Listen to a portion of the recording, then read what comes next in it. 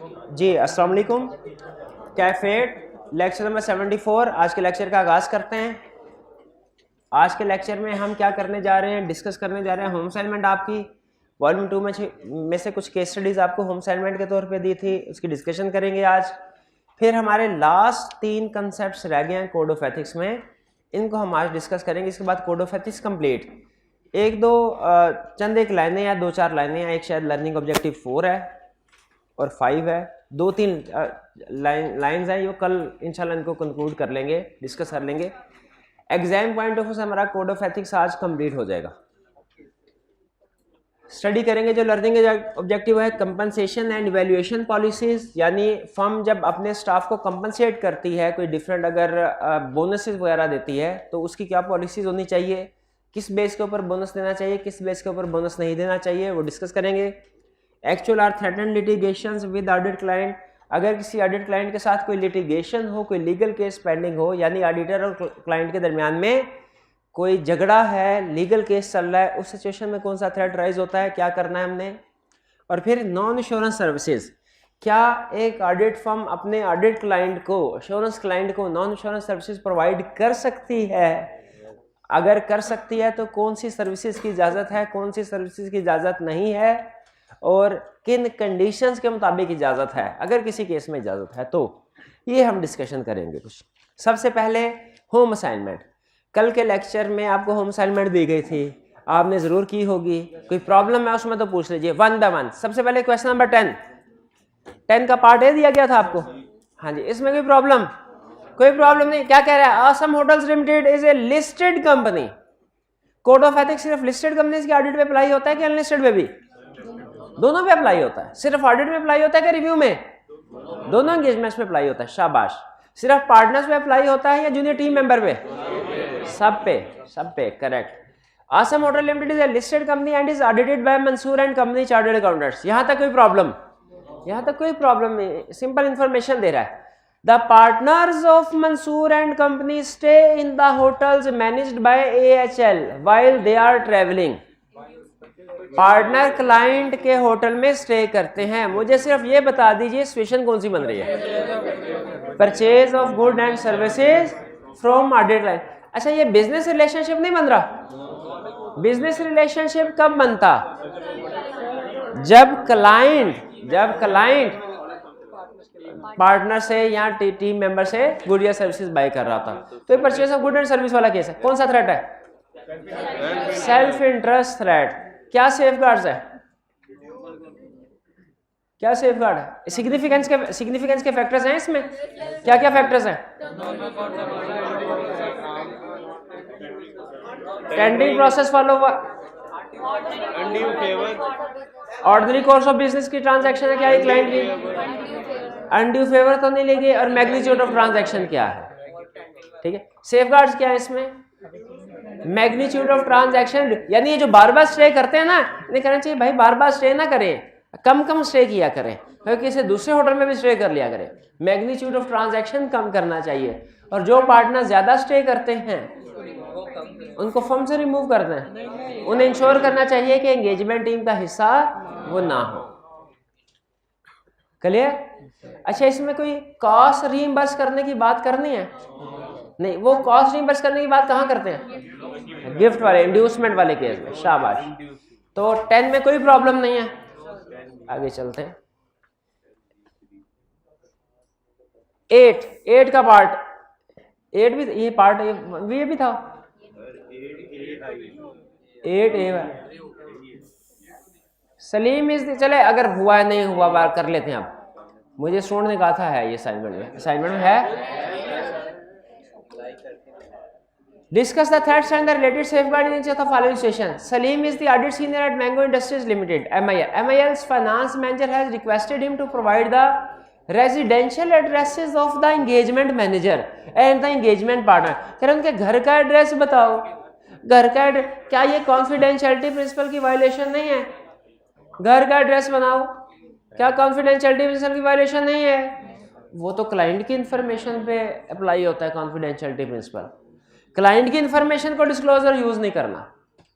यहाँ पे client information की बात थोड़ी कर रहा है, पार्टनर घर की बात कर रहा है। फिर इसके बाद the finance manager wants to send them one of MIL's latest product. ये कॉन्फिडेंशियलिटी प्रिंसिपल का केस नहीं है,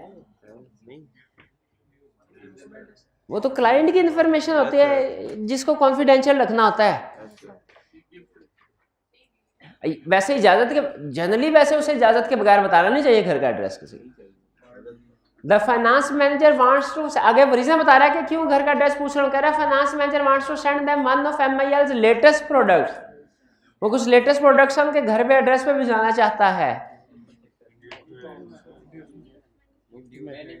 अच्छा, अब ये उसने नहीं बताया कि उन्होंने ऑर्डर किया था फिर भिजवाना चाहता। अगर उन्होंने ऑर्डर किया था ना और फिर भिजवाना चाह रहा है तो ये purchase of good and service वाला केस बनता है। और अगर फ्री में भिजवा रहा है तो ये इंड्यूसमेंट का केस बनता है। इंड्यूसमेंट का केस बनता है नहीं। यहाँ पे आपको ये ज्यादा जजमेंट अप्लाई कीजिए। यहाँ पे क्या लग रहा है यहाँ पे कि फ्री इंड्यूसमेंट। हाँ चले, इंड्यूसमेंट से कौन सा थ्रेट राइज होता है? सेल्फ इंटरेस्ट और फेमिलियरिटी थ्रेट और इंटिमिडेशन थ्रेट और बस 3 थ्रेट हो गए। सेफगार्ड किस में डिपेंड करता है? सिग्निफिकेंस के ऊपर। ठीक है, अगर तो इसमें क्या करना चाहिए? सीनियर मैनेजमेंट के साथ डिस्कस करना चाहिए, मैनेजर को बताना नहीं चाहिए।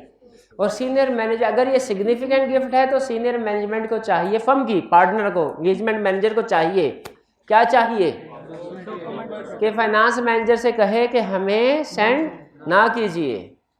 अगर किसी टीम मेंबर को ऑलरेडी सेंड, हो सकता है किसी के घर का उसे पता हो, उसने ऑलरेडी सेंड कर दिया हो, तो वो या तो वापस कर दे उनको या उनकी कॉस्ट को रीइंबर्स करवाए और डॉक्यूमेंट कर दिया जाए कि ये वो क्लाइंट है जो हमें तोहफे तोहफ बेचता है। ये वो क्लाइंट है तोहफे तोहफ बेचता है। तोहफे तोहफ बेचने में अगर क्लाइंट आपको सिग्निफिकेंट गिफ्ट ऑफर करे, अगर क्लाइंट आपको सिग्निफिकेंट गिफ्ट ऑफर करे, थ्रेट है कि नहीं? इसमें कोई थ्रेट है। ये नॉर्मली क्लाइंट की इंटेग्रिटी में भी डाउट क्रिएट करता है कि इतना मेहरबान क्यों है हम पे, इतना हम फूफी के बेटे थोड़ी है, किस वजह से गिफ्ट दे रहा होता है? वो एक ही वजह, कोई ना कोई गड़बड़ है जिसको छुपाना चाह रहा है, कोई ना कोई गड़बड़ है जिसको छुपाना चाह रहा है। चलिए, अगर आपको पता चले किसी क्लाइंट पे जाए, कंपनी तबाह हो गई है, डूब रही है, कोई पैसे नहीं उसके पास एम्प्लॉइज को सैलरी देने के, और CFO और CEO के घर में रोज पार्टियां चल रही होती हैं, मसला है कोई कि नहीं है? कि CFO CEO कोई जद्दी पुश्ती अमीर होंगे, यह एज्यूम करना है हमने। क्या एज्यूम करना है? कि गड़बड़ है, कि ये कंपनी इन्हीं की वजह से डूब रही है, ये कंपनी का सारा पैसा घरों में पार्टियों पे उजाड़ रहे हैं। अब मैं कंफर्म नहीं है, स्केप्टिसिज्म तो यही कहता है ना। तो फिर हमने CFO CEO के साथ जो ट्रांजैक्शंस हैं उनको खास तौर पे करो, वेरीफाई करना। क्लियर? 8, इसमें कोई प्रॉब्लम तो नहीं है? और भाई प्रॉब्लम तो नहीं है, प्रॉब्लम तो किसी भी क्वेश्चन में आपको नहीं होगी, है ना? कंफर्म है। नेक्स्ट 9 ये था discuss the threats that may be involved in and the related safeguard in. Threat पूछा, सेफगार्ड सिग्निफिकेंस पूछे नहीं, छोड़ देंगे, लिखेंगे significance. House limited owns the building in which the Karachi office of your firm is located. HL owns multiple projects across the city and provides its premises to various concerns on rental basis.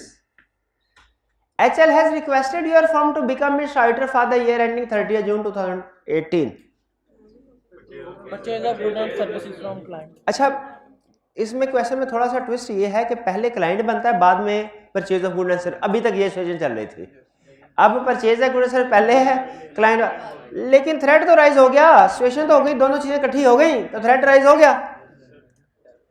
तो कौन सा case है ये? Purchase of good and service वाला के business relationship वाला के gift वाला? गिफ्ट वाला क्यों नहीं है? अब फ्री में कोई चीज थोड़ी दे रहा है, गिफ्ट वगैरह तो फ्री में होते हैं, ये तो रेंट है, रेंट पे दिया, रेंट ले रहा होगा। कहाँ लिखा है रेंट ले रहा है? रेंटल बेसिस लिखा हुआ है। Purchase of good and service है कि बिजनेस रिलेशनशिप है? Purchase of good and relationship अगर अगर ऑडिट फर्म में से कोई बंदा क्लाइंट से चीजें बाय करे, purchase of good and service वाला केस है। क्लाइंट में से कोई बाय करे, business relationship. Purchase of good and services वही अभी डिस्कस किया है, क्लियर है? दोबारा डिस्कस करने की जरूरत तो नहीं है, दोबारा मुझे बताने की जरूरत तो नहीं है, लेकिन आपको बताने की जरूरत है। बताइए कौन सा थ्रेट राइज होगा purchase of good and service वाले केस में? सेल्फ इंटरेस्ट है, शाबाश। और नहीं तो फेमिलियरिटी थ्रेट, इंटिमिडेशन थ्रेट नहीं होता? वो किस में होता है भला? वो गिफ्ट वाले, इंड्यूसमेंट्स वाले केस में होता है, शाबाश। इसमें सिर्फ सेल्फ इंटरेस्ट थ्रेट। सिग्निफिकेंस किस में डिपेंड करती है? Normal course of business, charge, arm length, tending process followed, undue favour तो नहीं ली, एग्जीक्यूट ऑफ ट्रांजैक्शन। सेफगार्ड में क्या करना चाहिए? Reduce the size of transaction, remove the. अच्छा, इसमें रिमूव वाली बात नहीं है क्योंकि फर्म ने हाँ, अगर थ्रेट इनसिग्निफिकेंट हो तो ठीक है, सिग्निफिकेंट हो या तो इसको रिड्यूस किया जाए या फर्म को विड्रॉ कर लेना चाहिए। इंडिविजुअल को रिमूव करने वाली बात यहाँ पे नहीं करेंगे। क्यों नहीं करेंगे? क्योंकि कोई इंडिविजुअल इन्वॉल्व नहीं है इसमें, फर्म में। जी टेंडिंग प्रोसेस एक जनरल पॉइंट है। इसका मतलब यह है कि आपने मार्केट में घूम फिर के 3-4 लोगों से पहले रेट पता किए हो, उसके बाद फेयर क्राइटेरिया की बेस पे इसके साथ ट्रांजैक्शन की हो। तो हमने देखना होगा कि जिस वक्त खरीदा गया था उस वक्त टेंडिंग प्रोसेस फॉलो किया था कि नहीं। अगर पहले से बिल्डिंग ली गई है रेंट पे तो क्या देखना है? जिस वक्त बिल्डिंग को रेंट पे लिया गया था उस वक्त टेंडिंग प्रोसेस फॉलो किया था कि नहीं किया था। चलिए 9 में कोई problem?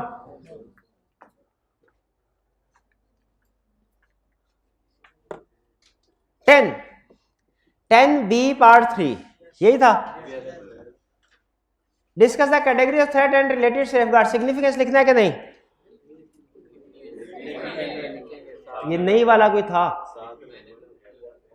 Salim has recently been promoted as a partner and the audit of TTL has been assigned to him. TTL owns and operates a chain of restaurants. The following matters are under his consideration. Salim has noticed that the firm often uses the restaurants run by TTL for conducted its functions. पहुंच गए हैं case में, but ठीक है, और discuss करने की जरूरत तो नहीं है अभी। डिस्कस के 13 ये भी असाइनमेंट में था। 13 का पार्ट भी ए था कि बी था?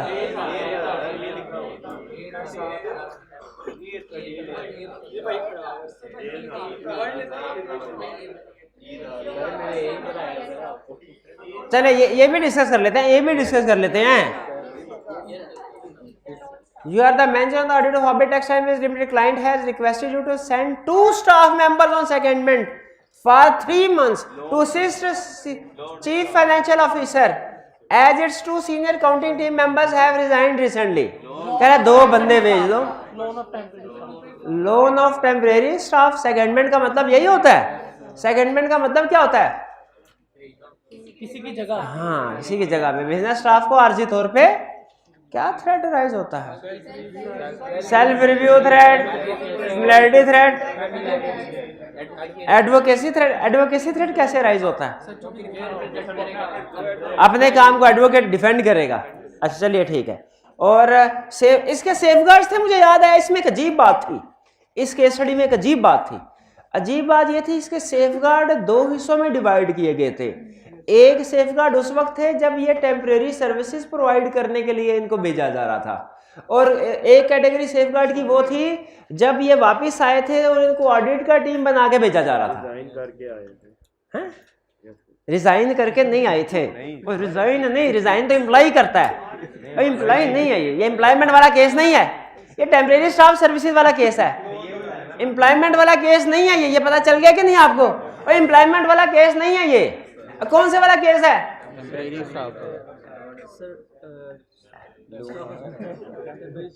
एक्सचेंज ऑफ स्टाफ वाला, सेल ऑफ स्टाफ वाला, अकाउंटिंग सर्विसेज वाला। कौन सा है? हाँ शाबाश, टेम्परेरी स्टाफ सर्विसेज वाला। इसमें आपको याद है सेफगार्ड उसने 2 कैटेगरी। तो जिस वक्त हमारी टीम जा रही है टेम्परेरी सर्विसेज प्रोवाइड करने के लिए, जाने से पहले उसको 2 नसीहतें करनी है ये मैनेजमेंट डिसीजन नहीं लेना कि मैनेजरियल डिसीजन नहीं लेना और मैनेजमेंट के अंडर काम करना है, ठीक है। और मैनेजमेंट से कहना भाईजान आपकी रिस्पॉन्सिबिलिटी होगी इसको डायरेक्ट सुपरवाइज करना, हमारी जिम्मेदारी कोई नहीं है, ये बंदा आपके हवाले 3 महीने के लिए आपका हुआ ये। और जब वो वापस आएगा उसे टीम का हिस्सा बना के भेजेंगे। पहले चीज ना बनाए तो बेहतर है, और अगर बनाना है तो रिशेयर करें रिस्पॉन्सिबिलिटीज को और रिव्यूअर पॉइंट करें। चलिए कोई प्रॉब्लम? अच्छा 10 का पार्ट ए कौन सा? पार्ट ए में क्या कह रहा है वो? प्रोजेक्टर में नहीं है, वो जिस वक्त मैं कर रहा था ट्रांसफर उसको भाई ने मुझे नहीं बताया। एन अनलिस्टेड कंपनी, नहीं ये तो आज करना है, नहीं सॉरी ये नहीं। 10 में कह रहा है an unlisted order client which has, अच्छा ये अगर आज के ये 10 ये कल करते हैं, 13वें का है। Your firm is the auditor of Prime Supermarkets Limited, a chain of supermarket. During a promotional campaign, the management has distributed discount vouchers, which have also been given to other team member. Discount voucher उन्होंने दिया, discount voucher। अब भजन क्या कर, कीड़े मार रहे हैं कि हमें मार रहे हैं, क्या कर रहे हैं? इससे बेहतर है सुबह नहा के आया करें, दूसरों को भी मसले में डाला हुआ। प्रमोशनल स्कीम, डिस्काउंट वाउचर दिए। किसको डिस्काउंट वाउचर दिए? किसको डिस्काउंट? Auditing member. तो अच्छा किया, अब हमें नहीं डिस्काउंट, हमारा पहला हक है।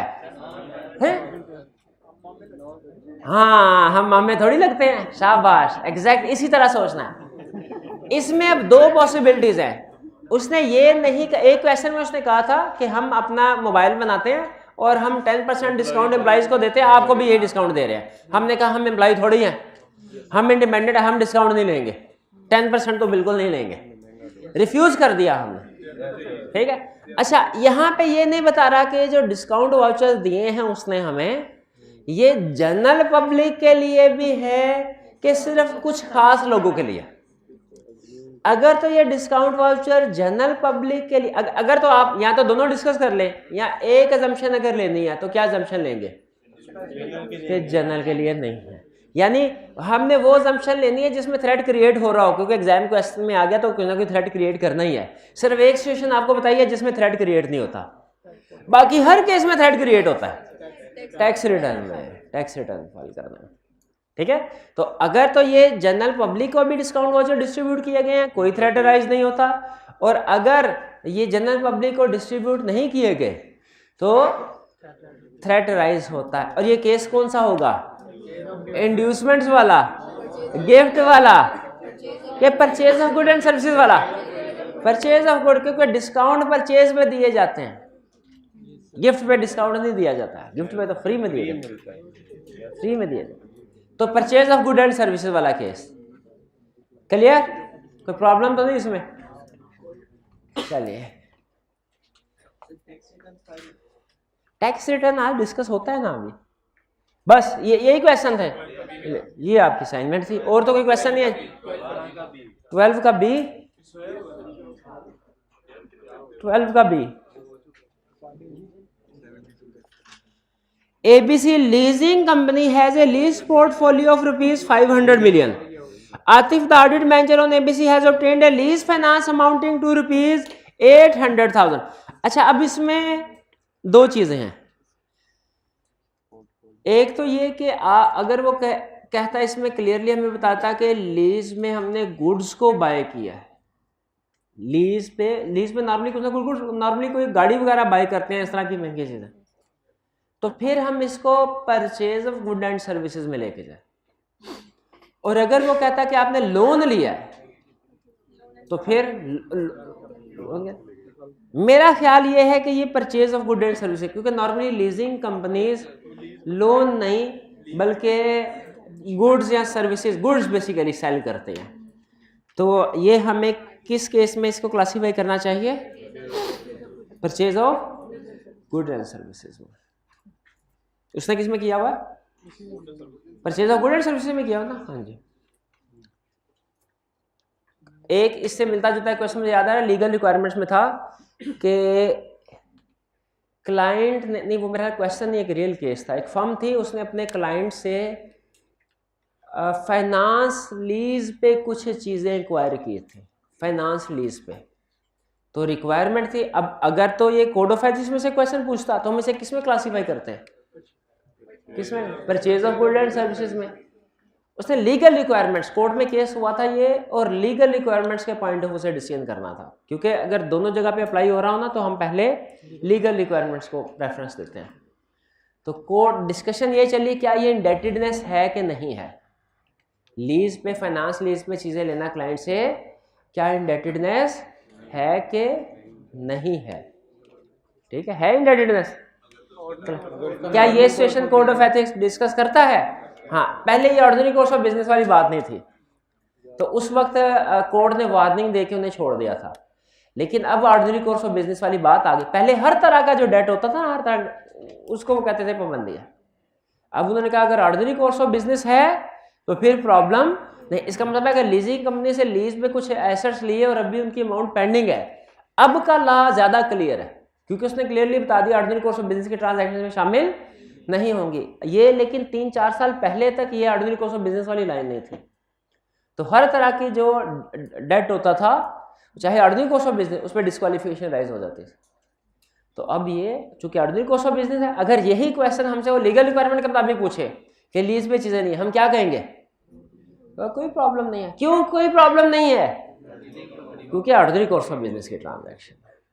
क्लियर हो गया। तो इसको हमने लीगल रिक्वायरमेंट्स में भी डिस्कस कर लिया। केस याद आया मुझे, मैंने डिस्कस कर दिया। और कोई क्वेश्चन? चलिए अब चलते हैं आज के कंसेप्ट्स की तरफ। बड़े बड़े कंसेप्ट्स हमने सारे कर लिए, सिर्फ अब कुछ छोटे कंसेप्ट्स रह गए हैं। 3 है, छोटे भी नहीं कहना चाहिए, खास तौर पे नॉन इंश्योरेंस सर्विसेज वाले को।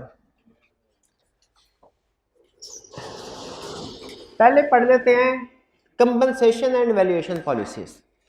मैं वैल्यूएशन पॉलिसीज आपको बताता हूं कि आपने बताना है इसमें कोई कबाहत की बात है कि नहीं। फर्म की पॉलिसी ये है कि जो मैनेजर्स हैं, ऑडिट मैनेजर्स, उनसे कहा जाता है कि जब आप क्लाइंट के पास जाएं ना, तो जहां पे आप अपने ऑडिट के बारे में डिस्कशन करें, वहां पे अपनी फर्म की दूसरी सर्विसेज जो फर्म प्रोवाइड करती है, अपने अपने क्लाइंट्स को उनके बारे में भी अवेयर करें। और अगर क्लाइंट्स एग्री हो जाता है हमसे नॉन इंश्योरेंस सर्विसेज हासिल करने के लिए, जो बहुत सी हो सकती हैं, टैक्स सर्विसेज हो सकती है, बुक कीपिंग अकाउंटिंग सर्विसेज हो सकती हैं, और इसके अलावा भी एडवाइजरी की सर्विसेज हो सकती है। अगर क्लाइंट एग्री कर जाए तो जितनी फीस होगी उसका 10% आपको बोनस के तौर पे दिया जाएगा। या जो भी मैनेजर 1 साल के दौरान में 5 करोड़ तक की नॉन इंश्योरेंस सर्विसेज सेल करेगा क्लाइंट्स को, उसको पार्टनर प्रमोट कर दिया जाएगा। इस तरह की पॉलिसीज ये इसे कहते हैं कंपनसेशन पॉलिसीज या इवैल्यूएशन पॉलिसीज। इवैल्यूएशन पॉलिसी का मतलब क्या है कि इस क्राइटेरिया के मुताबिक आपकी एनुअल अप्रेजल बनेगी और आपकी प्रमोशन या बोनस का डिसीजन इस बेस के ऊपर होगा कि आपने इस साल में अपने इंश्योरेंस क्लाइंट को कितनी नॉन इंश्योरेंस सर्विसेज सेल की हैं।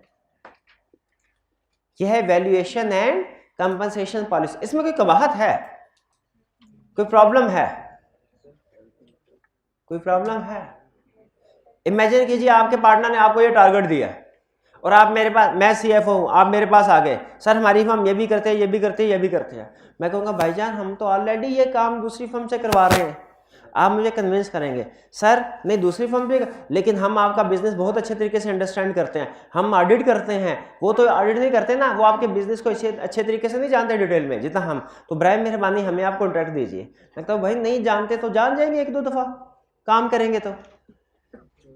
आप इंसिस्ट कर रहे हैं, इंसिस्ट करेंगे, फिर मैं आपसे क्या कहूँगा, मैं कहूँगा अच्छा एक शर्त के ऊपर आपको कॉन्ट्रैक्ट देता हूँ, क्या आप ये गारंटी दीजिए मुझे अनमोडिफाइड ओपिनियन एक्सप्रेस करेंगे।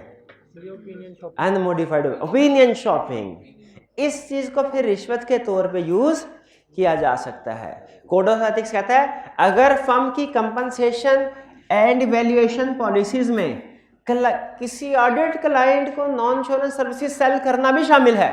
इसका मतलब है आपका ऑडिट स्टाफ के अंडर प्रेशर होगा कि वो अपने क्लाइंट को नॉन इंश्योरेंस सर्विसेज सेल करे, और इसके लिए हो सकता है क्लाइंट की वो कुछ दूसरी बातें भी मान ले जो कि या कोड ऑफ एथिक्स के खिलाफ है। समझ आया थ्रेट? कौन सा थ्रेट? सेल्फ इंटरेस्ट थ्रेट, क्योंकि जाहिर है कंपनसेशन या प्रमोशन डिसीजन होंगे इसकी बेस पे। क्या एक्शन करना चाहिए? कंपनसेशन प्लान को खत्म कर दे, रिवाइज कर दे। यानी इसमें रिवाइज करने से मुराद ये है कि उसमें इस तरह की पॉलिसीज नहीं होनी चाहिए कि क्लाइंट को नॉन इंश्योरेंस सर्विसेज सेल करना है, ये क्राइटेरिया नहीं रखना चाहिए। और अगर किसी इंडिविजुअल ने कुछ नॉन इंश्योरेंस सर्विसेज का एग्रीमेंट क्लाइंट से किया है, लिया, तो फिर उसे उस क्लाइंट पे दोबारा ऑडिट करने के लिए नहीं भेजना चाहिए, क्योंकि इसका मतलब यह है कि इसने फेवर ली है क्लाइंट से, तो अब फेवर देगा भी इन रिटर्न। क्लियर? एग्री करते हैं वैल्यूएशन एंड कंपनसेशन पॉलिसी से थ्रेट क्रिएट होता है और ऑडिटर इंडिपेंडेंट नहीं रहता। चलिए आगे चलते हैं। नेक्स्ट, एक्चुअल और थ्रेटेंड लिटिगेशन। एक्चुअल और थ्रेटेंड लिटिगेशन किसको कहते हैं? लीगल केस चल रहा हो किसके दरमियान में? ऑडिटर और क्लाइंट के दरमियान में। एक्चुअल का मतलब क्या है? एक्चुअल केस चल रहा है। थ्रेटन का मतलब क्या है? धमकी। अगर धमकी भी दी जाए तो इससे भी थ्रेट अराइज हो जाता है। जैसे क्लाइंट ने कहा, सर अगर आपने क्वालिफाइड ओपिनियन एक्सप्रेस किया, हम आपको इस एजीएम में रिमूव करके आपकी जगह पे किसी दूसरे को अपॉइंट कर देंगे। ये थ्रेट कर रहा है हमें। अगर क्लाइंट हमें थ्रेट करे, हमारे खिलाफ कोई भी एक्शन लेगा, लिटिगेशन या वैसे कोई एग्रेसिव एक्शन, तो कौन सा थ्रेट राइज होता है? Intimidation threat. शाबाश। ये हमें पता चले कि एक प्रॉपर्टी का डिस्प्यूट है, क्लाइंट की बैलेंस शीट में एक प्रॉपर्टी अपीयर हो रही है जिसका डिस्प्यूट है ओनरशिप का, और वो डिस्प्यूट है क्लाइंट के दरमियान में, हमारे एक टीम मेंबर के दरमियान में, हमारे एक टीम मेंबर के साथ डिस्प्यूट है, या कोई और पर्सनल केस चल रहा है हमारे एक team member, other team member और क्लाइंट के एक डायरेक्टर के दरमियान में, किसी भी वजह से। ये लिटिगेशंस या थ्रेटेंड लिटिगेशंस हैं। इनसे बेसिकली ऑडिटर और क्लाइंट के दरमियान में नेगेटिव रिलेशनशिप क्रिएट होता है, जिससे इंटिमिडेशन थ्रेट अराइज होता है। तो अगर लिटिगेशन चल रही हो फर्म के और क्लाइंट के दरमियान में, या फर्म के किसी टीम मेंबर और क्लाइंट के किसी डायरेक्टर एम्प्लॉय के दरमियान में, थ्रेट राइज होगा कौन सा? सेल्फ इंटरेस्ट और इंटिमिडेशन है थ्रेट है। सेल्फ इंटरेस्ट कैसे? शाबाश शाबाश। सेल्फ इंटरेस्ट केस होगा तो नहीं समझ आया ना, तो क्या करना है? जाहिर है केस का फैसला होगा किसी ना किसी एसेट की बेस पे डिस्प्यूट राइज होता है ना। जैसे मैं प्रॉपर्टी की एग्जांपल दी, केस होता किस चीज का है? वो किसी ना किसी ज्यादातर किसी प्रॉपर्टी का डिस्प्यूट पे होगा ना, तो प्रॉपर्टी वैल्यूएबल प्रॉपर्टी होगी। समझ आया? आया तो ठीक, नहीं आया तो क्या करना है? निकालेगा। तो एक्चुअल और थ्रेटेंड लिटिगेशन से कौन कौन सा थ्रेट राइज होता है? Intimidation threat. फैक्टर्स,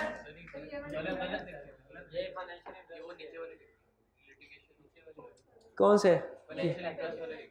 ये फाइनेंशियल इंटरेस्ट वाले हैं। कोई डायरेक्ट सेफगार्ड भी आ जाए नहीं, इसमें कुछ फैक्टर्स जो है वो लिखे हुए हैं और वो ये नहीं है, तो कोई बात नहीं। फाइनेंशियल इंटरेस्ट की लिटिगेशन कर बेटे हाँ ठीक है, अभी ठीक करते हैं। अरे भाई आ जाइए, पॉज कर दीजिए कुछ सेकंड्स के लिए जी। तो फैक्टर्स कौन से हैं जिन पे थ्रेट डिपेंड करता है? मटीरियलिटी ऑफ लिटिगेशन, लिटिगेशन किस अमाउंट की है, whether litigation relates to a prior audit engagement, क्या प्रीवियस किसी ऑडिट एंगेजमेंट, जैसे अगर आपको पता चले कि पिछले साल आपने ऑडिट किया था, सीएफओ ने कहा है अपने लॉयर को कि ज़रा चेक कीजिए हम अपने ऑडिटर के खिलाफ केस फाइल कर सकते हैं। लॉयर ने कहा वो क्यों? सीएफओ ने कहा इसलिए कि पिछले साल उन्होंने 15,835 रुपये की मिस स्टेटमेंट डिटेक्ट नहीं की थी, तो ज़रा पॉसिबिलिटी चेक कीजिए क्या हम ऑडिटर के खिलाफ केस फाइल कर सकते हैं कि इन्होंने अपना काम ठीक नहीं किया, नेग्लिजेंट ऑडिट किया। अगर सीएफओ सोच रहा है कि हमारे पिछले साल के ऑडिट के बेस के ऊपर हमारे खिलाफ ओपिनियन, हमारे खिलाफ केस फाइल करे, थ्रेट राइज हुआ? बिल्कुल राइज हुआ। कौन सा threat? Self interest and intimidation threat. अब किस पे डिपेंड करती है इसकी सिग्निफिकेंस? मटीरियलिटी ऑफ लिटिगेशन पे और whether this litigation relates to prior art. इसका मतलब यह है कि जितनी लिटिगेशन अगर ये हमारे किसी पिछले ऑर्डर से रिलेट करती है तो जितनी पुरानी लिटिगेशन होगी उतनी सिग्निफिकेंस कम है, और जितनी लेटेस्ट लिटिगेशन होगी उतनी सिग्निफिकेंस ज्यादा है। तो लिटिगेशन हमारे किसी पुराने ऑडिट के नतीजे में भी हो सकती है कि क्लाइंट हमारे खिलाफ, अक्सर ये क्लाइंट केस फाइल करता है। नॉर्मली जो ऑडिटर और क्लाइंट के दरमियान में केस फाइल किए जाते हैं वो दो तरह के होते हैं। ज्यादातर क्लाइंट ऑडिटर के खिलाफ केस फाइल करता है कि इन्होंने ओपिनियन ठीक नहीं दिया, मिस स्टेटमेंट्स को डिटेक्ट नहीं किया जो इन्हें करनी चाहिए थी, लेकिन वो मिस स्टेटमेंट या तो इमटेरियल होती हैं या फ्रॉड होती हैं जिनको हमारी इनहेरेंट लिमिटेशन प्रोटेक्ट कर देते हैं। लेकिन बहरहाल केस फाइल करने में क्या, केस तो फाइल कर सकते हैं ना, झूठा या सच्चा है। उसी तरह ऑडिटर जो क्लाइंट के खिलाफ केस फाइल करता है वो नॉर्मली रिकवरी ऑफ फी का होता है कि फी पे नहीं की क्लाइंट ने। तो जब कभी इस तरह के केसेस हो, सेल्फ इंटरेस्ट थ्रेट राइज होता है और इंटिमिडेशन थ्रेट। सेफगार्ड्स क्या होंगे? अगर कोई इंडिविजुअल इन्वॉल्व है उस केस में, उस इंडिविजुअल को रिमूव करें, और अगर फर्म ने केस किया है, फर्म इन्वॉल्व है केस में, एंगेजमेंट से विड्रॉ करते हैं। और अगर इंडिविजुअल इन्वॉल्व हो तो क्या करें? रिव्यूअर को अपॉइंट करते हैं। क्लियर? हमने स्टडी कर लिया वैल्यूएशन पॉलिसीज, हमने स्टडी कर लिया लिटिगेशन। अब चलते हैं नॉन इंश्योरेंस सर्विसेज। ये नॉन इंश्योरेंस सर्विसेज होती क्या है? इंश्योरेंस सर्विसेज का जो हम ऑडिटर की टोटल सर्विसेज ना, चार्टर्ड अकाउंटेंट जो प्रोवाइड करता है उसको हम दो हिस्सों में डिवाइड कर सकते हैं। सीए फर्म कितनी तरह की सर्विसेज प्रोवाइड कर सकती है? इंश्योरेंस सर्विसेज और non insurance services. Insurance services के एग्जांपल्स क्या हैं? Audit and review. Non insurance services के एग्जांपल्स क्या हैं? टैक्स सर्विसेज, काउंटिंग सर्विसेज और अदर एडवाइजरी वगैरह सर्विसेज। लेकिन हमारे सिलेबस की हद तक दो एग्जांपल्स क्या हैं? बुक कीपिंग सर्विसेज और tax services. Book keeping and counting services and tax services. Book keeping and counting services से क्या मुराद है? फाइनेंशियल स्टेटमेंट बनाना, ये है काउंटिंग सर्विसेज। बुक की सम टाइम क्लाइंट ये कहता है कि सर हमारे जनरल लेजर ट्रायल भी आप मेंटेन करें। ठीक है, अक्सर आप जब आर्टिकल्स में जाएंगे या जब सीफैप लेवल पे जाएंगे तो आपको ये पता चलेगा कि बहुत से क्लाइंट ऐसे होते हैं जो अपनी ट्रांजैक्शन को रिकॉर्ड करने के लिए अपना अकाउंट्स डिपार्टमेंट स्टैब्लिश नहीं करते, बल्कि इनको आउटसोर्स कर देते हैं। खास तौर पे जो फॉरेन कंट्रीज में कुछ कंपनीज होती है ना, छोटी कंपनीज, ये अपना बुक कीपिंग और अकाउंटिंग का काम ये इंडिया, पाकिस्तान, बांग्ला इन जगहों पे कुछ फर्म्स होती हैं जो इस सर्विसेज प्रोवाइड कर फ्रीलांसिंग का काम उनको देती हैं, वो इनके बिहाफ पे बुक्स मेंटेन कर रहे होते हैं। तो ये counting and book keeping and counting services का कंसेप्ट है। क्वेश्चन ये है कि क्या एक ऑडिटर जिसने फाइनेंशियल स्टेटमेंट्स को वेरीफाई करना है, क्या क्लाइंट अगर कहे तो वो खुद फाइनेंशियल स्टेटमेंट्स बना सकता है, या क्लाइंट अगर कहे तो वो खुद general ledger trial balance prepare कर सकता है? इसमें थ्रेट राइज होता है। कौन सा थ्रेट? Self review threat. और कोड ऑफ एथिक्स ये कहता है कि अगर ऑडिटर ये चीजें खुद बनाएगा, वो खुद जनरल लेजर ट्रायल बनाएगा, वो खुद इनकम स्टेटमेंट बैलेंस शीट बनाएगा, तो उसको चेक कौन करेगा? क्या वो खुद ही चेक करेगा? इस वजह से कोड ऑफ एथिक्स ये कहता है कि accounting and book keeping services से सेल्फ रिव्यू थ्रेट अराइज होता है। कहता है अगर आप क्लाइंट को ये काम करके देना तो सेल्फ रिव्यू थ्रेट राइज होगा। लेकिन सम टाइम ऐसा होता है कि क्लाइंट ऑडिटर से कहता नहीं है कि काम करो, उससे पूछता है, गाइडेंस लेता है, डिस्कशन करता है, सर लाइफो के ऊपर इन्वेंट्री वैल्यूएशन कर दूं? खबरदार, हम कहते हैं खबरदार, लाइफो की इजाजत नहीं है। वो कहता है अच्छा फिर फाइफो के मुताबिक करता हूं। अब क्लाइंट ने फाइफो के मुताबिक इन्वेंट्री वैल्यूएशन कर दी, कोई थ्रेट है इसमें? ये नॉर्मल रूटीन नेचर का काम है। मतलब ये ऑडिटर और क्लाइंट के दरमियान में काउंटिंग इश्यूज के ऊपर डिस्कशन होना ये रूटीन नेचर का काम है, इसमें कोई थ्रेट राइज नहीं होता। क्लाइंट ने पूछा सर कैश फ्लो स्टेटमेंट बनाना चाह रहा हूं, इनडायरेक्ट मेथड फॉलो करूं क्या डायरेक्ट? हम कहेंगे भाई इजाजत दोनों की है, लेकिन फॉलो कौन सा करना है ये तुम्हारी मर्जी। हम उसे डिसीजन नहीं करवाते, डिस्कशन में हमने उसे डिसीजन नहीं करवाने के हमारे कहने पे ये वो कल को फंस गया तो कहेगा सर आपने कहा था ये तो बड़ी मुश्किल है, अब आप खुद बना के दे। तो हम उसे जो स्टैंडर्ड्स में लिखा हुआ है वो बता सकते हैं, लेकिन ना तो काम खुद करना है और ना ही कोई डिसीजन, मैनेजरियल डिसीजन करना उसके बिहाफ पे। हम उसे ये कह देंगे इन्वेंट्री में FIFO वेटेड एवरेज दोनों की जरूरत है, वो कहे सर मेथड कौन सा फॉलो करूं, नहीं पता। वो कहे सर क्या provision for bad debt calculate करने की जरूरत होती है हर साल, हम कहेंगे बिल्कुल होती है। अच्छा किस रेट के ऊपर प्रोविजन कैलकुलेट करूं, ये हम नहीं बताएंगे, मैनेजरियल डिसीजन। हम कहेंगे भाई हमने चेक करना है, हम खुद अगर बता देंगे तो फिर चेक कौन करेगा। तो रूटीन नेचर की डिस्कशन और डिटेल और क्लाइंट के दरमियान में जो जुबानी कलामी हो, जिसमें मैनेजरियल डिसीजन नहीं होते, फॉर्मेट उसकी इजाजत है, उसमें कोई थ्रेट राइज नहीं होता।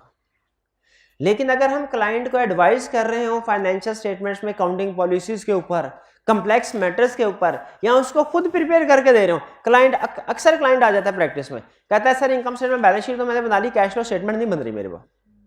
हमारे एक लिस्टेड क्लाइंट था, उसका रिव्यू था, लिस्टेड क्लाइंट, वो कह रहा था सर फाइनेंशियल स्टेटमेंट आप ही बना दे तो अच्छा है।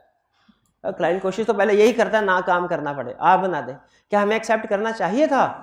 नहीं, हमने कहा नहीं भाई, सेल्फ रिव्यू थ्रेट राइज होता है, हम बनाएंगे तो चेक कौन करेगा। बनानी आपने खुद है, हमने ये कहा जैसी तैसी बनती है आप बना लें, बाकी हम उसको वेरीफाई करते हुए उसमें जो ऊंच नीच होगी वो एडजस्ट हो जाएंगे, कोई गलती हुई निकाल लेंगे, लेकिन बनाएंगे हम नहीं, बनाएंगे आप है। लेकिन क्लाइंट अगर कहे sir cash flow statement review में बनाना जरूरी होता है क्या, तो वो हम उसे बता देंगे कि भाई रिव्यू में जरूरी है, क्योंकि complete set of financial statements तो वही रहेगा, चाहे वो ऑडिट है चाहे रिव्यू है। तो इसमें सेल्फ रिव्यू थ्रेट अराइज होता है। काउंटिंग एंड बुक कीपिंग, अब ये बुक कीपिंग और काउंटिंग सर्विसेज पता चल गया आपको क्या है, जर्नल लेजर, ट्रायल बैलेंस बनाना या फाइनेंशियल स्टेटमेंट्स प्रिपेयर करना। अगर लिस्टेड क्लाइंट हो, कोड ऑफ एथिक्स कहता है करीब भी ना जाना counting and book keeping services के। लिस्टेड क्लाइंट्स ज्यादा सिवियर होते हैं। अच्छा लिस्टेड क्लाइंट को ना एक नाम लिख ले, कोड ऑफ एथिक्स नाम देता है पब्लिक इंटरेस्ट एंटिटीज, लिखा हुआ है। हाँ कहीं ऐसा ना हो केस स्टडी कहीं एग्जाम क्वेश्चन में पब्लिक इंटरेस्ट एंटिटी आ जाए, आप कहीं ये कौन सी होती है। लिस्टेड क्लाइंट को कोड ऑफ एथिक्स क्या नाम देता है, पब्लिक इंटरेस्ट एंटिटी के नाम से आता है।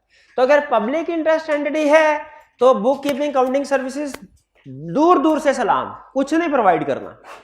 और अगर अनलिस्टेड क्लाइंट है तो रूटीन और मैकेनिकल नेचर की सर्विसेज प्रोवाइड की जा सकती है। अब आपको रूटीन या मैकेनिकल, इसमें ना रूटीन की बजाय मैकेनिकल के लफ्ज के ऊपर गौर करेंगे ना तो फिर आपको समझ आएगी सर्विस कि किस तरह की सर्विस।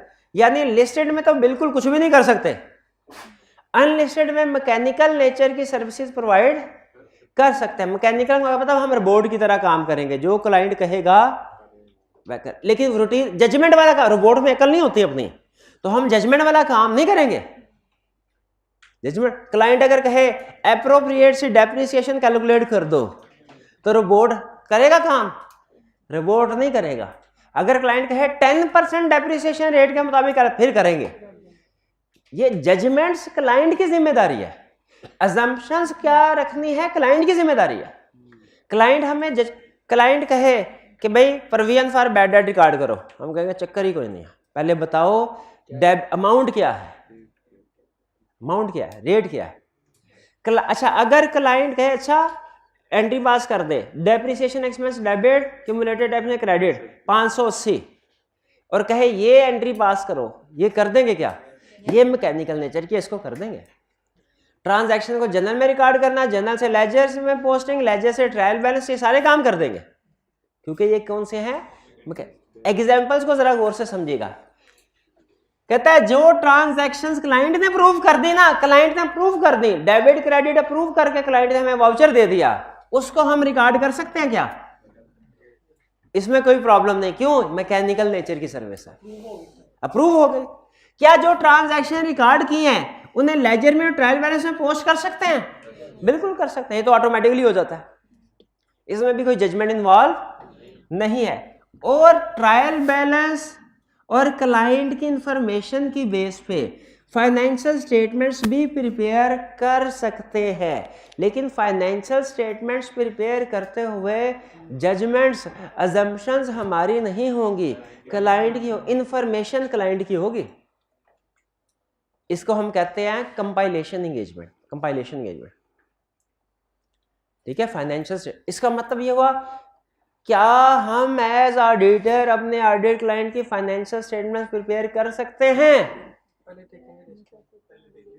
पहले लिखेंगे, इसे self interest threat, sorry self review threat rise होता है। फिर क्या लिखेंगे? अगर लिस्टेड क्लाइंट है तो बिल्कुल भी नहीं, अनलिस्टेड है तो कर सकते हैं, कर सकते हैं। कौन सी services? Mechanical and routine nature की। फिर एग्जांपल्स के तौर पे ये दे देंगे, ठीक है। लेकिन याद रखें, फाइनेंशियल स्टेटमेंट प्रिपेयर करते हुए जो रिकॉर्ड यूज करना है वो क्लाइंट का अप्रूव्ड होना चाहिए। जनरल लेजर ट्रायल ट्रांजैक्शन की अप्रूवल किसकी तरफ से होनी चाहिए? हमने अपनी तरफ से एक ट्रांजैक्शन रिकॉर्ड नहीं करनी, एक ट्रांजैक्शन रिकॉर्ड नहीं करनी। यानी क्लाइंट कहे सेल तो ये आज 10,000 की, हम कहेंगे ठीक है, डेबिट डेबिट सेल्स क्रेडिट ये कर सकते हैं हम। फिर क्लाइंट से पूछेंगे प्रोविजन की एंट्री डालनी है कि नहीं डालनी। क्लाइंट ने कहा अगर प्रोविजन भी रिकॉर्ड होनी चाहिए उसको कर देंगे। क्लाइंट से पूछ के कितनी अमाउंट की प्रोविजन का, अपनी जजमेंट नहीं लगाएंगे। ये क्लियर हो गया एग्जांपल। अच्छा, सेफगार्ड कहते हैं लिस्टेड में तो आप कर ही नहीं ना सकते, तो ये सेफगार्ड लिस्टेड कंपनी के लिए नहीं है। ये सेफगार्ड किस कंपनी के लिए? अनलिस्टेड के, जिसको आप रूटीन नेचर की सर्विस। हालांकि देखा जाए तो रूटीन नेचर की सर्विसेज में अब थ्रेट नहीं है इतना, क्योंकि काम सारा क्लाइंट कर रहा है, अप्रूव वो कर रहा है, हम सिर्फ उसे अपने सॉफ्टवेयर में रिकॉर्ड कर रहे हैं। लेकिन स्टिल इसके बावजूद भी कोड ऑफ एथिक्स कहता है सेफगार्ड कि आपने डिफरेंट प्रोफेशनल को यूज करना है, डिफरेंट टीम को यूज करना है एश्योरेंस सर्विसेज, क्योंकि आप ही ऑडिटर हैं और आप ही रूटीन नेचर की अकाउंटिंग बुक सर्विसेज प्रोवाइड कर रहे हैं, आप ही दोनों काम कर रहे हैं ना। तो आपने क्या करना है, जो अकाउंटिंग नेचर की बुक कीपिंग सर्विसेज हैं उनके लिए अलहदा टीम होगी, अलहदा। फेमिलियरिटी थ्रेट तब कैसे आएगा? तो सेल्फ रिव्यू थ्रेट आएगा, तो मैं मानता हूं। फेमिलियरिटी का कहां से आएगा? फेमिलियरिटी थ्रेट तो उस वक्त राइज होता है जब क्लाइंट के पास जाके क्लाइंट के under temporary staff services provide की जाए। हाँ, इसमें तो हम अपने ऑफिस में बैठे होंगे नॉर्मली, ठीक है, वो टेम्परेरी स्टाफ सर्विसेज में होता है फेमिलियरिटी थ्रेट। इसमें मेरे ख्याल में तो फेमिलियरिटी थ्रेट इसमें नहीं आना चाहिए। क्या आना चाहिए? क्योंकि इसमें नॉर्मली हम अपने ऑफिस में, और कभी कभार आना जाना होता है, लेकिन वो इतना ज्यादा स्टे नहीं होता कि इससे फेमिलियरिटी थ्रेट रहे। फेमिलियरिटी थ्रेट तो जब 4-5 महीने तक स्टे करेंगे फिर थ्रेट राइज हो सकता है जी। तो ये book keeping and accounting services clear हो गई। लिस्टेड और अनलिस्टेड ध्यान में रखिएगा। अच्छा, इसमें आई कैब की बुक में पहले एक क्वेश्चन बैंक में क्वेश्चन होता, अब भी शायद है मुस्तंसर वाला, वो पहला दूसरा क्वेश्चन शायद आई कैब के क्वेश्चन बैंक में है। उसमें उसने लिखा हुआ है लिस्टेड कंपनी, उसमें मुझे थोड़ा सा इख्तलाफ है। उसने लिखा हुआ है लिस्टेड कंपनी और नीचे उसने थ्रेट और सेफगार्ड वगैरह सारे बता दिए हुए। हालांकि मेरी असेसमेंट के मुताबिक उसका आंसर ये होना चाहिए, या तो उसका लिस्टेड की बजाय लफ्ज अनलिस्टेड होना चाहिए था, या लिस्टेड का लफ्ज ही डिलीट कर देना चाहिए, सिर्फ आउट लाइन की बात करें। क्योंकि अगर लिस्टेड क्लाइंट है तो हमारा क्वेश्चन 2 लाइनों में खत्म हो जाता है। हम थ्रेट बता देते हैं कि इसमें सेल्फ रिव्यू थ्रेट राइज होगा, लेकिन उसके बाद फिर क्या लिखते हैं कि कोड ऑफ एथिक्स इसकी इजाजत नहीं देता। नेक्स्ट है टैक्स सर्विसेज। अच्छा, अब टैक्स में 2-3 तरह की सर्विसेज हैं, दोनों जरा समझिएगा। एक सर्विस क्या है, 3 तरह की सर्विसेज हैं टैक्स। पहली सर्विस ये, हम बैठे हुए, क्लाइंट ने कहा सर फाइनेंशियल स्टेटमेंट बना दी हमने कहा अच्छा दिखाओ। उसने फाइनेंशियल स्टेटमेंट दिखाई, हमने देखा उनके साथ कैश फ्लो स्टेटमेंट ही नहीं थी। हमने कहा कैश फ्लो स्टेटमेंट बनाओ, उसने कहा सर वो तो आप बना दें। कौन सा केस है? Book keeping and accounting services वाला। अच्छा, कैश फ्लो स्टेटमेंट बनाई हुई है, उसके अंदर डेफर्ड टैक्स की कैलकुलेशन नहीं की हुई। हमने कहा भाई डेफर्ड टैक्स की कैलकुलेशन तो करो। उसने कहा सर वो क्या होता है? नॉर्मली क्लाइंट को डेफर्ड टैक्स का नहीं पता, ठीक है। अगर कोई चार्टर्ड अकाउंटेंट हो वहां पे बैठा हो, उनको पता होता है। चार्टर्ड अकाउंटेंट के अलावा कोई अकाउंटिंग का स्टूडेंट मैंने नहीं देखा कि उसको डेफर्ड टैक्स का नॉलेज हो और वो इस काबिल हो कि डेफर्ड टैक्स की कैलकुलेशन कर सकता हो। तो उसने कहा सर डेफर्ड टैक्स की कैलकुलेशन आप कर दीजिए, यानी फाइनेंशियल स्टेट टैक्स की कैलकुलेशन हमसे करवा रहा है किस पर्पज के लिए? फाइनेंशियल स्टेटमेंट्स में रिकॉर्डिंग करने के लिए। किस पर्पज के लिए? फाइनेंशियल स्टेटमेंट में टैक्स एक्सपेंस रिकॉर्ड करना। ये तकरीबन इस सिचुएशन से मिलते जुलते हैं, इसी में आता फर्क सिर्फ ये है कि इसमें पूरी फाइनेंशियल स्टेटमेंट प्रिपेयर होती है, उसमें सिर्फ एक हेड प्रिपेयर हो रहा है, तो सिग्निफिकेंस कम है, लेकिन थ्रेट उधर भी वही राइज होगा। कौन सा थ्रेट? Self review threat. ये टैक्स कैलकुलेशन समझ आ गई। दूसरा, क्लाइंट ने कहा सर टैक्स कैलकुलेट कर ले हमारा। हमने कहा किस मकसद के लिए? उन्होंने कहा रिटर्न फाइल करनी है, एफबीआर को टैक्स रिटर्न फाइल करनी है। हमने कहा एफबीआर को टैक्स रिटर्न फाइल करनी है, मसला ही कोई नहीं, कर सकते हैं, कोई प्रॉब्लम नहीं। क्यों प्रॉब्लम नहीं है? एफबीआर अपनी इंडिपेंडेंट वेरिफिकेशन करता है, इसलिए कोई प्रॉब्लम नहीं है। हाँ ये है कि टैक्स रिटर्न की जिम्मेदारी क्लाइंट ले कि हाँ ये जिम्मेदारी मेरी है, ये ना कि हम क्लाइंट के बिहाफ पे सबमिट करवाएं और फिर क्लाइंट के अच्छा तुमने सबमिट करवाई ना, टैक्स भी तुम अदा करो। क्योंकि भाई हम थोड़ी करेंगे, तुम्हारी जिम्मेदारी, रिस्पॉन्सिबिलिटी क्लाइंट को एक्सेप्ट करनी चाहिए, इसकी रिस्पॉन्सिबिलिटी क्लाइंट को एक्सेप्ट। ठीक है, हमने टैक्स रिटर्न फाइल कर दी, महीने बाद क्लाइंट फिर भागा आ गया, कह रहा है सर एक टैक्स सर्विस और आपसे ऑब्टेन करनी है। हमने कहा पहले तुम्हें टैक्स सर्विसेज प्रोवाइड की अकाउंटिंग रिकॉर्ड के लिए, फिर तुम्हें टैक्स सर्विसेज प्रोवाइड की टैक्स रिटर्न के लिए, अब किस लिए टैक्स सर्विसेज? कह रहे अब टैक्स सर्विसेज कोर्ट केस के लिए। क्या सर वो जो आपने रिटर्न फाइल की थी ना, एफबीआर ने उसमें से गलतियां निकाल के उसमें अच्छी खासी टैक्स लाइबिलिटी हमारी डबल कर दी है, और चूंकि आपने टैक्स रिटर्न प्रिपेयर की थी, आप ज्यादा नॉलेजेबल पार्टी, हम चाहते हैं आप हमारे बिहाफ पे थर्ड पार्टी यानी जज के सामने जाके प्रेजेंट हो और हमारा दिफा करे, हमारा दिफा करे। अब ये टैक्स की सर्विस डिफरेंट, याद रखें हर सर्विस के अलग-अलग पैसे लेने हैं, टैक्स कैलकुलेशन के अलग पैसे, रिटर्न फाइल करने के अलग। क्लाइंट कहेगा सर सारा टैक्स का काम ही तो है, हम कहेंगे नहीं नहीं सर्विसेज अलग है, काउंटिंग की सर्विस अलग है, टैक्स रिटर्न की सर्विस अलग है, ये कोर्ट केस वाली सर्विस अलग है। इसके तो इसमें अच्छा अब देखते हैं, सिचुएशन समझ आ गई तीन। सबसे पहले वो कहता है टैक्स रिटर्न प्रिपरेशन की बात है, इसमें कोई थ्रेट क्रिएट नहीं होता, करे टैक्स रिटर्न फाइल करे। ठीक है, हमारे बहुत से बड़े जो ऑडिट क्लाइंट्स थे उनका ऑडिट भी हम कर रहे होते थे, हमारी ही फर्म का जो टैक्स डिपार्टमेंट है उनकी टैक्स रिटर्न भी फाइल कर रहा होता था। और ये टैक्स कैलकुलेशन किस लिए है? अकाउंट्स में एंट्री रिकॉर्ड करने के लिए। थ्रेट कौन सा राइज होता है? फैक्टर्स, टैक्स का एरिया कितना बड़ा है, टैक्स अमाउंट कितनी है, नेचर ऑफ क्लाइंट लिस्टेड है कि अनलिस्टेड है, किसमें ज्यादा होगा सिग्निफिकेंस? डेफिनेटली। सेफगार्ड्स क्या है?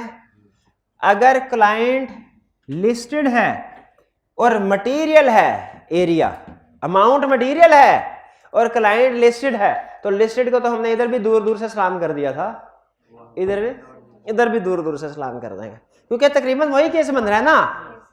फर्क सिर्फ यह है कि ये थोड़ा एक हेड पे है, और इसमें भी अगर मटेरियल है तो लिस्टेड क्लाइंट को हमने नहीं प्रोवाइड करते। अदर केसेस में, यानी अदर केसेस कौन से होंगे? अनलिस्टेड है, फिर क्या करें? टीम सेपरेट भेजे, इंडिपेंडेंट, यानी यही तकरीबन यही सिर्फ ये मटेरियल का वर्ड उसने ऐड कर दिया है, वरना बाकी सारे थ्रेड भी सेफगार्ड भी क्लियर। दो टैक्स रिलेटेड सर्विसेज होगी, एक कौन सी?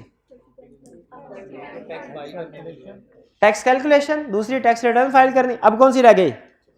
कोर्ट में क्या एफबीआर ने, या अपील में चले गए हम। एफबीआर, अच्छा एफबीआर का तो काम यही होता है, वो टैक्स रिटर्न रिवाइज करके लोगों को कहता है पैसे देते रहो, शरीफ आदमी वैसे ही घबरा जाता है। लेकिन कंपनीज भी आदि होती हैं, प्रैक्टिस में आप जाएंगे ना, आप ये देखेंगे बिला वजह नोटिस भेज रहे होते हैं, कुछ और भी चक्कर होते हैं।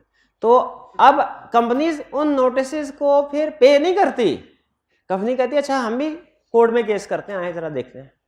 पहले तो कहते हैं अंदर खाते को थोड़ा बहुत, टैक्स में बड़ा मसला है, हो सकती है सर एडजस्टमेंट तो कर दें, कुछ आप हमारा ख्याल करें, कुछ हम आपका ख्याल करते हैं, अगर बात कहीं पे बन जाए ठीक है। लेकिन अगर ज्यादा एक्सपेक्टेशंस हो, फिर हम कहते हैं सर जी अब कोर्ट में बात होगी। Assist in resolution of tax disputes, tax के डिस्प्यूट है। अच्छा, इसमें दो चीजें, एक दफा उसने कहा कि क्लाइंट हमसे ये कह रहा है कि हम उसके टैक्स का डिस्प्यूट है ना, वो केस हम लड़े, उसमें तो थ्रेट राइज होता है। एक में उसने कहा सर एग्जिस्टिंग टैक्स का डिस्प्यूट चल रहा है, हमने उसमें आपसे एडवाइस लेनी है कि हम क्या करें। बस का ऐसा होता है ना, सेकंड ओपिनियन लिया जाता है। इसमें थ्रेट राइज हो रहा है कि नहीं? इसमें भी थ्रेट राइज हो रहा है। ये असिस्टेंस का लफ्ज नोट करें। असिस्ट यानी आप अगर क्लाइंट के बिहाफ पे खुद डिफेंड करते हैं तो भी, या क्लाइंट को असिस्ट करते हैं टैक्स डिस्प्यूट, तब भी थ्रेट राइज होगा। कौन सा? सेल्फ रिव्यू थ्रेट, क्योंकि जाहिर है इसका इफेक्ट फाइनेंशियल स्टेटमेंट पे तो जाएगा। लिटिगेशन की प्रोविजन एस्टीमेट एक्सपेक्टेड आउटकम होता है।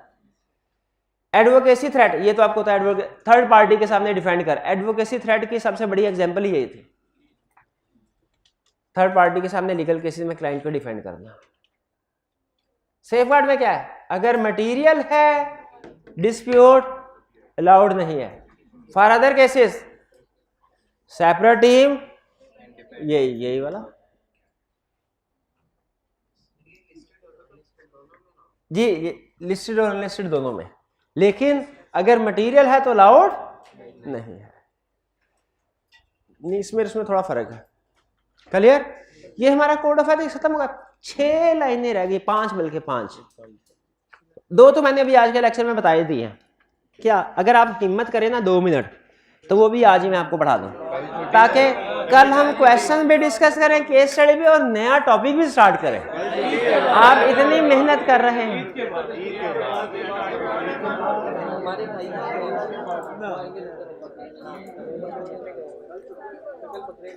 General rules, some general rules, ये पेज 85 पढ़ के देखें, समझ आती है आपको?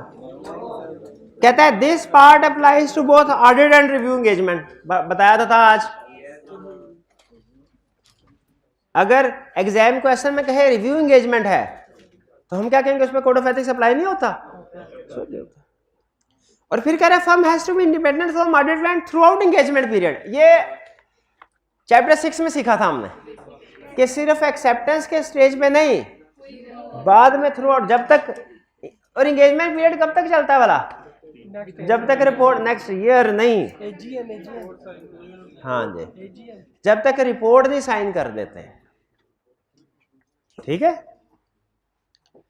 और learning objective 4, relationship between professional scepticism. इसमें क्या बता रहा है कि प्रोफेशनल स्केप्टिसिज्म अगर आप अप्लाई करेंगे तो आपके कोड ऑफ एथिक्स के प्रिंसिपल भी बहुत से कंप्लाई हो जाते हैं। यानी प्रोफेशनल स्केप्टिसिज्म अप्लाई करने से integrity, objectivity, professional competence and due care भी कंप्लाई हो जाते हैं। यानी स्केप्टिसिज्म होगा तो आप ज्यादा ध्यान से काम करेंगे। Professional competence and due care. Scepticism होगा तो कोई इनकंसिस्टेंट इंफॉर्मेशन आती है, डायरेक्टर से पूछेंगे क्या रीजन है, और अगर लगे डायरेक्टर झूठ बोल रहे हैं तो इंटेग्रिटी पे डाउट क्रिएट हो जाएगा। ठीक है? इंटेग्रिटी, ऑब्जेक्टिविटी, अगर इंडिपेंडेंस में थ्रेट आया तो हम स्केप्टिसिज्म को सामने रखते हुए मजीद प्रोसीजर परफॉर्म करेंगे इंडिपेंडेंस को इंश्योर करने के लिए। सिंपल। नहीं समझ आएगा? बस इतना ध्यान में रखें। क्या रिलेशनशिप है स्केप्टिसिज्म का फंडामेंटल एथिकल प्रिंसिपल के साथ? एक ही रिलेशनशिप है। क्या? Professional scepticism ensure compliance with following fundamental ethical principles: integrity, objectivity, professional competence and due care. और एक एग्जांपल दिया, जैसे professional competence and due care कैसे कंप्लाई होता है स्केप्टिसिज्म की वजह से। अगर कोई स्केप्टिसिज्म, कोई इवेंट या जिससे रिस्क सामने आता है तो हम ज्यादा करते हैं ना, यही तो कॉम्पिटेंस और ड्यू केयर कहता है कि ध्यान से काम करो। स्केप्टिसिज्म की वजह से हम ध्यान से काम करते हैं। इंटेग्रिटी की वजह से अगर कोई ऐसा प्रॉब्लम आए, प्रोफेशनल स्केप्टिसिज्म को सामने रखते हुए ऐसा प्रॉब्लम आए जो मैनेजमेंट की इंटेग्रिटी पे डाउट क्रिएट करता हो, स्केप्टिसिज्म क्या कहता है? इग्नोर कर दो कि उसको कंसीडर करो। इंटेग्रिटी और ऑब्जेक्टिविटी क्या? इंडिपेंडेंस, कि हमने क्लाइंट से दूर दूर रहना। स्केप्टिसिज्म को सामने, क्लाइंट जैसे ही गिफ्ट देने लगे फौरन कह दे रहा है नहीं सर, क्यों? स्केप्टिसिज्म बता रहा है भाई आज को ये गिफ्ट ले रहा है ना, फेवर दे रहा है, कल को फेवर लेगा भी कोई। स्केप्टिसिज्म यही कहता है ना, क्लाइंट गिफ्ट देगा। स्केप्टिसिज्म क्या कहता है हमारा? कि कल तो कोई फेवर लेगा भी। तो स्केप्टिसिज्म ऑब्जेक्टिविटी को भी इंश्योर करता है कि नहीं? तो स्केप्टिसिज्म का फंडामेंटल एथिकल प्रिंसिपल के साथ कोई रिलेशनशिप नहीं। ये ले अभी पढ़ाया है, नहीं है।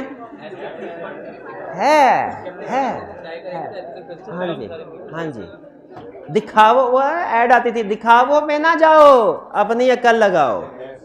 हाँ दिखावो पे ना, मैंने तो वैसे ही पूछना कंसल्ट पक्का करने के लिए कि प्रोफेशनल स्केप्टिसिज्म में और फंडामेंटल एथिकल प्रिंसिपल्स में रिलेशनशिप है ना? है बिल्कुल। प्रोफेशनल स्केप्टिसिज्म इंश्योर करता है कॉन्फिडेंशियलिटी को, ये कह रहा है, ये कह रहा है। Integrity, objectivity, professional competence and due care, खत्म कहानी। ये था आपका कोड ऑफ एथिक्स। और अभी आज की होम असाइनमेंट नोट कर ले, और कल हमने कोई ना कोई लर्निंग ऑब्जेक्टिव नया चैप्टर स्टार्ट करना है, कंफर्म है ना भैया। दिन एक भी नहीं जाया करना, हमने ईद की नमाज के बाद डायरेक्ट इधर आ जाना। हाँ जी, हमें क्या, हम थोड़ी इधर होंगे, इधर कोई कुर्बानियां हो रही होंगी, आके हिस्सा डाल देना। Other income. तो ये असाइनमेंट नोट कर लीजिए, असाइनमेंट आपने लाजमी कल करके आनी। आज का लेक्चर यहाँ पे खत्म करते हैं। अल्लाह हाफिज।